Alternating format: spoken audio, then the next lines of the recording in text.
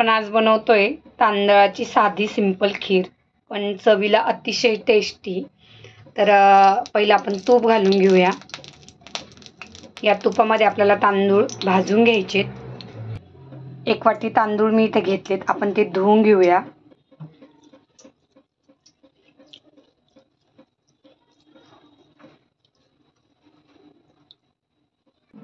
तांदळाचं पूर्ण पाणी काढून घ्यायचंय आपल्याला। स्वच्छ मी 2 पाण्याने धुवून घेतले।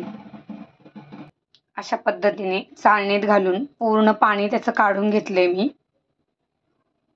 आता हे तुपामध्ये छान परतून घेऊया आपण।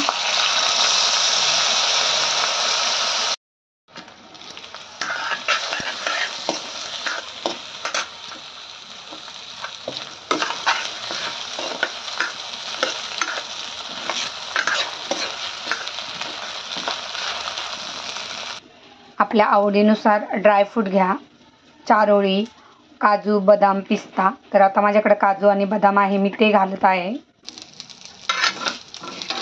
तांदूळ छान तुपावर असे लालसर भाजून घ्या। तर आता आपले तांदूळ असे मस्त मोकळे झालेत आणि भाजत आलेत। तर यावर ड्रायफ्रूटही मी भाजून घेते। तर मी असे ड्रायफ्रूटचे कट करून घेतलेत।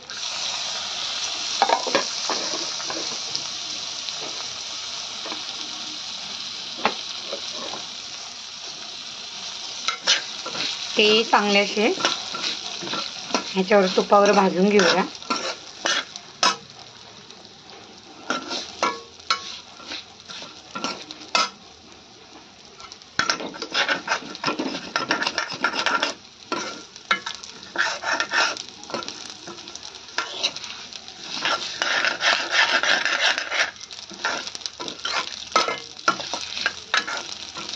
आणि आता ह्याच्यावर आपल्याला दूध घालायचं आहे आणि हे तांदूळ दुधामध्ये छान शिजून द्यायचे। आणि मग लास्टला याच्यामध्ये वेलची पूड आणि साखर घालायची। आणि तुम्हाला हवं असल्यास ओल्या नारळाचं दूध करून याच्यामध्ये घाला, ती टेस्ट खूप अप्रतिम लागते। मी आधी तुम्हाला कॅरमल तांदळाची खीर दाखवलेली आहे, माझ्या रेसिपीमध्ये चेक केलं तर तुम्हाला ती नक्की भेटेल। किंवा या रेसिपीच्या खालचं जे त्रिकोणचं बटन आहे ते क्लिक करा, तर तुम्हाला ती रेसिपी भेटून जाईल। आता यावर घालूया आपण दूध। साई आपण याच्यामध्ये फेटून घेऊया। अजून दूध घालायचं आहे याच्यामध्ये। हे छान आपण मिक्स करून घेऊया। काय सुंदर रंग आलाय बघा। आता हे तांदूळ पूर्ण या दुधामध्ये आपल्याला शिजवून घ्यायचे।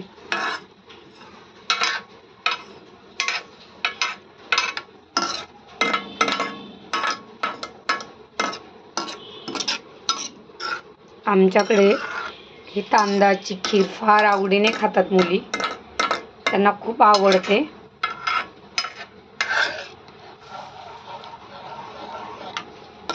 तर आता हिला आपण शिजून देऊया। मी अजून याच्यामध्ये थोडंसं दूध घालणार आहे। दुधामध्ये तांदूळ एकदम छान शिजून झालेत आणि आता यावर आपण घालणार आहोत वेलची पूड। तर 2 छोटे चमचे मी वेलची पूड घालून घेतली। आणि यामध्ये आता घालूया आपण साखर। आणि आता हे थोडंसं 5 मिनिट आपण शिजून घेऊया, म्हणजे आपली ही छान अशी मस्त दुधाची आणि तांदळाची खीर रेडी झालेली आहे।